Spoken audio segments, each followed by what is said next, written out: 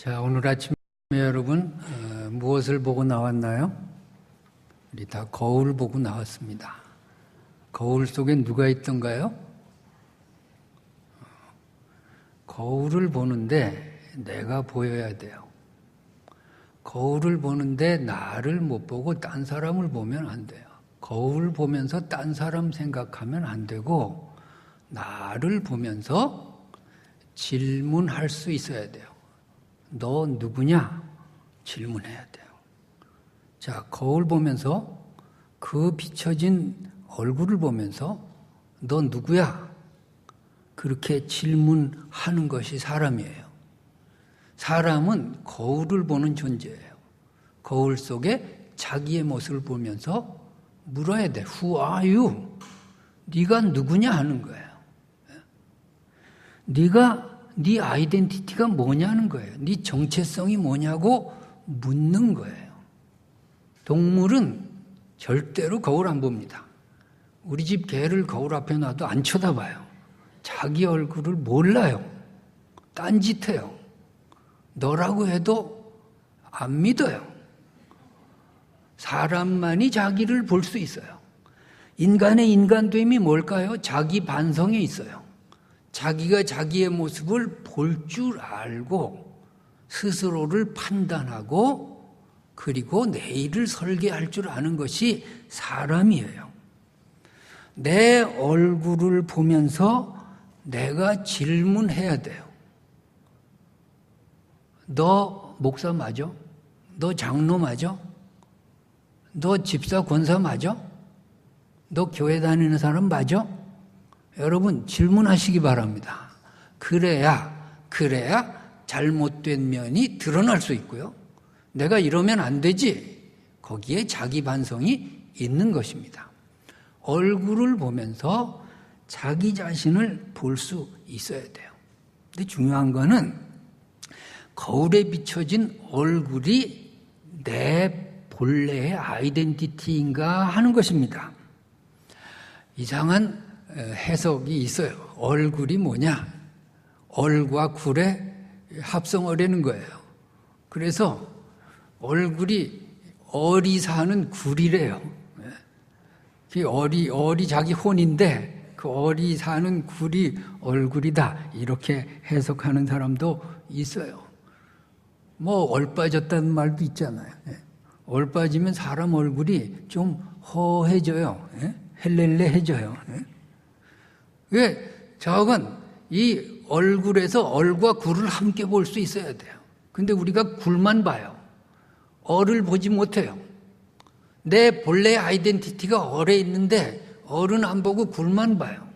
그래서 이 굴을 자꾸 쳐다보는 거예요. 그래서 기미가 많이 꼈네, 주름살이 늘었네, 흰머리가 늘었네 하면서 자꾸 치장을 해요. 왜 얼굴을 다 가꿔야 되는데 얼은 빼고 굴만 가꿔요. 그래가지고서 내가 옛날에 지방에 내려가는데 그 버스를 타고 내려갔는데 앞에 어떤 여자가 아니 계속해서 거울을 보고 뭘 발라요.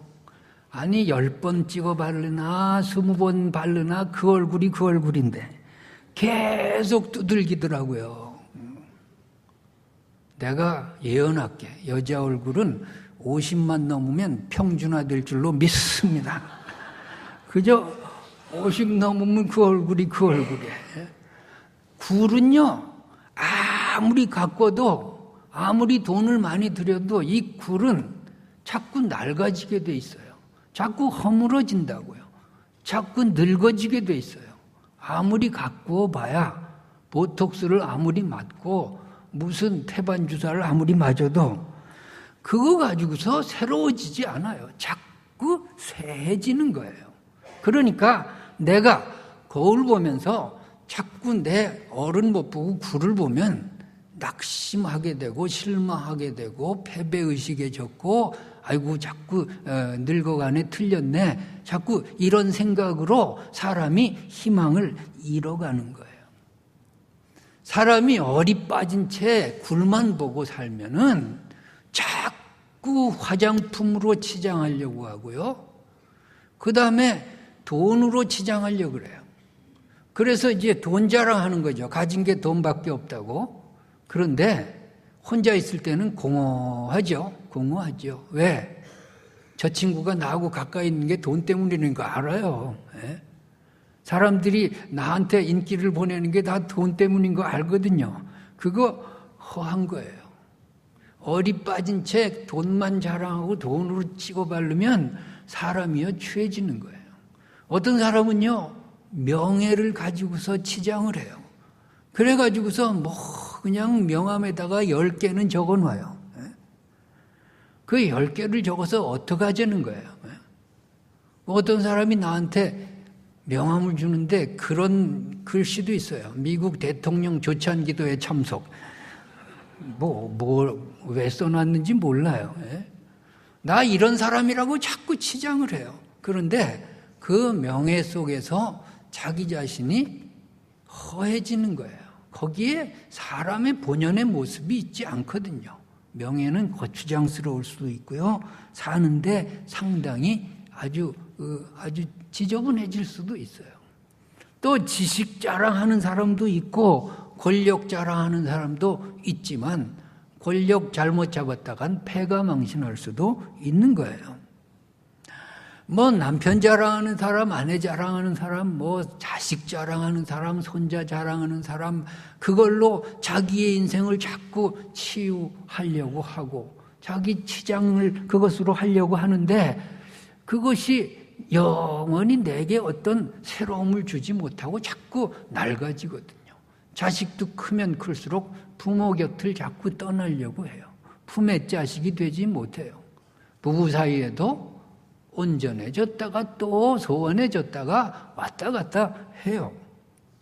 사람들이 내가 누구냐라고 하는 답을 어디서 찾을 건가 하는 것이 중요한 것입니다. Who are you라고 하는 것을 얼굴에서 찾겠습니까? 내 육신의 모양에서 찾겠습니까? 내가 덮어쓰고 있는 어떤 지식이나 명예나 권력이나 어떤 다른 인간관계에서 찾겠습니까? 성경은 우리의 겉사람이 있고 속사람이 있다고 가르쳐주고 있습니다. 우리는 거울을 보면서 자꾸 겉사람을 보는 것입니다. 그래서 겉사람에 대해서 내가 치장을 하는 것입니다. 그런데 성경은 속사람이 따로 있다라고 우리에게 가르쳐 줍니다. 고린도후서 4장 16절에 보니까 그러므로 우리가 낙심하지 아니하노니 우리의 겉사람은 낡아지나 우리의 속사람은 날로 새로워지도다 했습니다. 겉사람은 낡아지게 돼 있어요.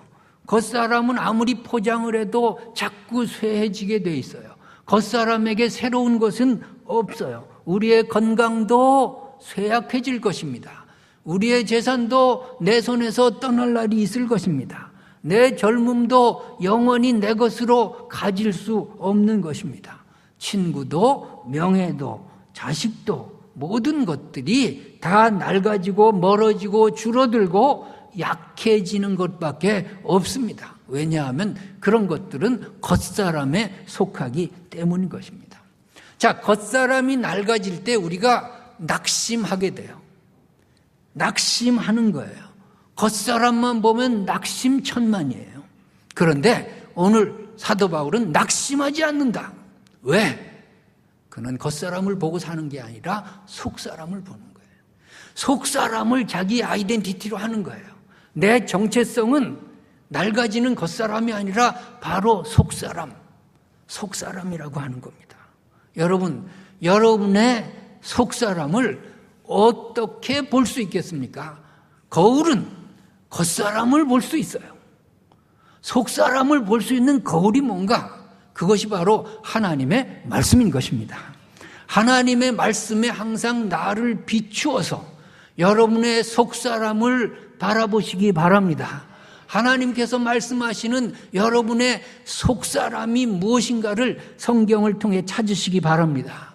말씀 안에서 내가 새로운 자아를 찾는 거예요. 말씀은 내게 어떻게 나를 정의하고 있습니까? 내 아이덴티티를 말씀은 뭐라고 하십니까? 너는 하나님의 아들이고 너는 하나님의 딸이라고 말씀하고 있습니다. 그 모습을 찾으시기 바랍니다. 너는 내 백성이라고 하나님이 말씀하고 계십니다. 말씀 안에서 내 속사람의 정체성을 찾으시기 바랍니다. 이사야서 43장 1절에 보면 우리 다 같이 읽을까요? 야곱아 너를 창조하신 여호와께서 지금 말씀하시느니라. 이스라엘아 너를 지으신 이가 말씀하시느니라. 너는 두려워하지 마. 내가 너를 구속하였고 내가 너를 지명하여 불렀나니 너는 내 것이다. 할렐루야. 내가 너를 구속하였다. 내가 너를 지명하여 불렀다. 너는 내 것이라. 여러분, 연애의 클라이막스가 뭔죠? 남자가 여자한테 넌 내 거야. 그거지. 너는 내 거야가 뭐죠? 내가 너 책임질게 그 말 아닌가요? 내가 너하고 영원히 같이 있을게 그 말 아닌가요? 나 너하고 같이 살고 싶다 그 말 아닌가요? 하나님이 우리를 향하여 너는 내 것이라고 했어요. 여러분, 그 말씀을 믿으시기 바랍니다. 너는 내 것이라고 할 때 하나님이 우리의 일생을 책임져 주시겠다는 그 말씀으로 받으시기 바랍니다. 하나님이 우리와 영원히 같이 사시겠다는 말씀으로 받으시기 바랍니다. 영원히 낡아지지 않는 하나님의 그 속성이 내 안에 들어있는 것입니다. 내 자아가 어떻게 변하는가? 너는 내 것이라는 그 말씀 안에서 하나님의 아들과 딸로 내 자아가 바뀌는 것입니다. 하나님의 말씀 안에서 내 새로운 자아를 발견하면 거기에 희망이 있는 것입니다. 새로운 돌파구가 있습니다. 새롭게 시작할 수 있는 출발점이 되는 것입니다. 나는 누구인가? Who are you? 하나님 말씀하십니다. 너는 내 아들이고 딸이다. 너는 내 백성이다. 너는 내 것이다. 여러분 따라하실까요? 나는 하나님의 자녀다. 나는 하나님께 속해 있다. 나는 하나님의 백성이다. 그렇습니다. 그렇다면 하나님의 자녀는 하나님의 속성과 능력을 부여받는 거예요. 내 안에 하나님적인 속성이 있는 거예요. 요한복음 10장 35절에 이런 말씀이 있습니다. 성경은 패하지 못하나니 하나님의 말씀을 받은 사람들을 신이라고 해요. 하나님의 말씀을 받은 사람들을 신이라고 하신 말씀이 뭘까요? 신적인 능력이 내 안에 있는 것입니다. 내가 보통 사람이 아니에요. 이제 내 아이덴티티는 신적인 능력이 있어요. 여러분, 세상에서 겉사람으로 치여 살다가 하나님의 말씀 안에서 나를 발견하면 내 속사람이 하나님의 자녀인 것을 깨닫게 돼요. 그러면 세상이 두렵지 않아요. 세상의 마귀가 주는 근심 염려가 나를 엄습할 수 없어요. 내가 질병이 있든 없든 하나님의 자녀답게 살아가는 거예요. 내가 돈이 있든 없든 그까짓 것 때문에 열등감에 느끼지 않는 거예요. 하나님의 자녀라는 영광스러운 내 아이덴티티를 가지고 세상을 이기시기 바랍니다. 오늘 본문에 주님과 38년 된 병자의 대화가 나오고 있습니다.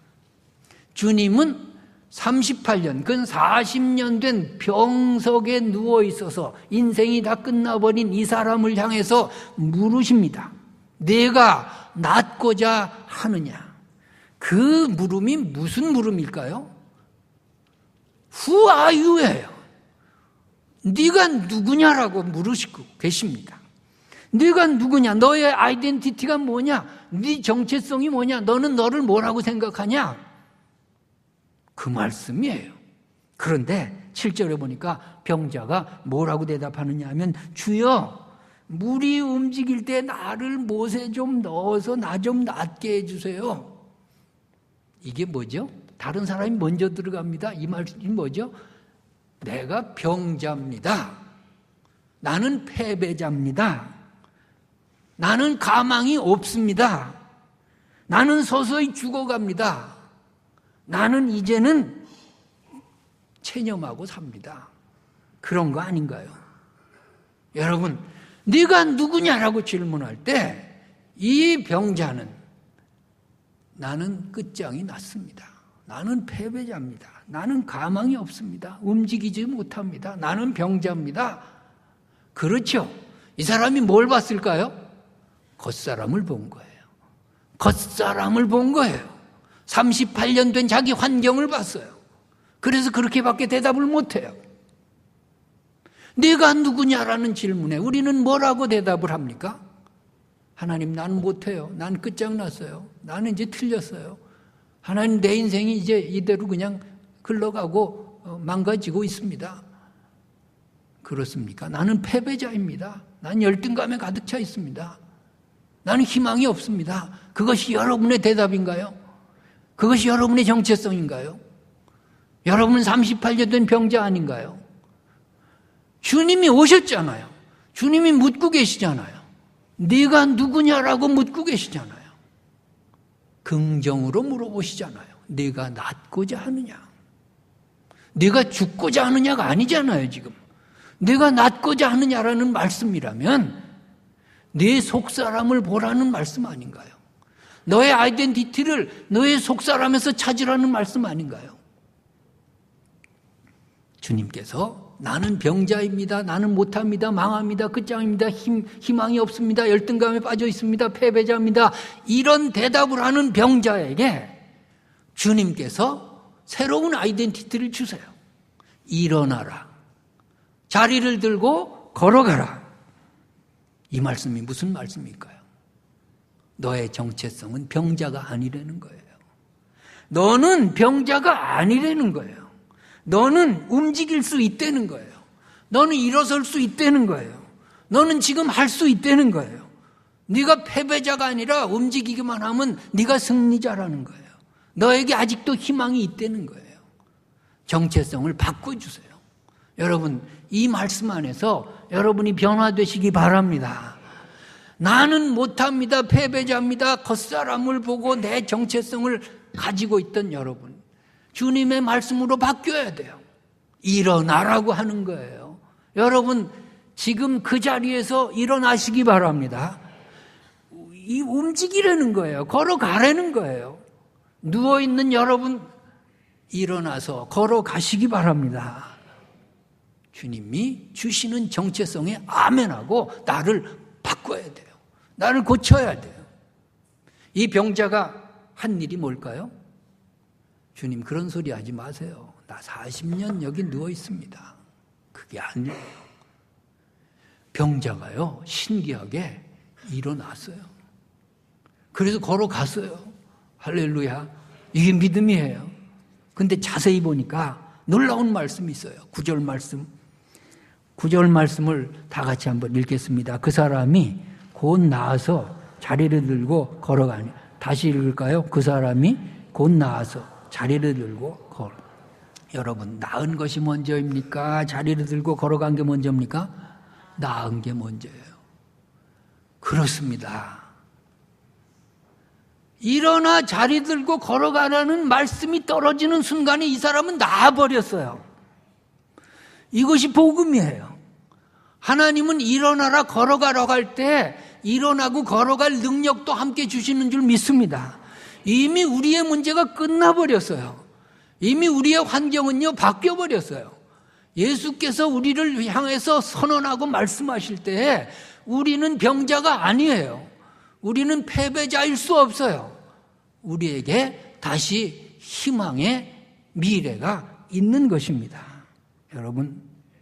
여러분을 향해 말씀하시지 않아요? 일어나라고, 걸어가라고. 여러분, 그 말씀이 내게 임하는 순간에 이미 나아버렸음을 믿으시기 바랍니다. 이미 끝났어요. 병자가 아니에요. 내가 일어나기만 하면 되는 거예요. 내가 더 이상 패배의식에 사로잡힐 수 없어요. 내가 계속 우울해할 수 없어요. 내가 계속 문제 때문에 내가 고민에 빠질 수 없어요. 이제는 일어나는 거예요. 이제는 걸어가는 거예요. 걸어가면 되는 거예요. 나았느냐 안 나았느냐를 따질 필요 없어요. 40년을 누워있다는 과거의 생각에 매일 필요 없어요. 나는 이대로 그냥 망한다, 죽는다, 끝장난다 이렇게 생각할 수도 없어요. 주님의 말씀이 올 때 아멘하고 순종하시기 바랍니다. 그리고 일어나는 거예요. 새롭게 시작하는 거예요. 새로운 마음으로 외치면서 나아가는 거예요. 할렐루야 찬송하며 나가시기 바랍니다. 우리 큰애가 독일에서 3살 됐을 때 다리가 부러졌어요. 그 높지도 않아서 뛰었는데 다리가 부러져가지고서 8주를 깁스를 했어요. 그 병원에 가서 이제 다 낫나 하고서 깁스를 풀렀더니 아직 안 낫대요.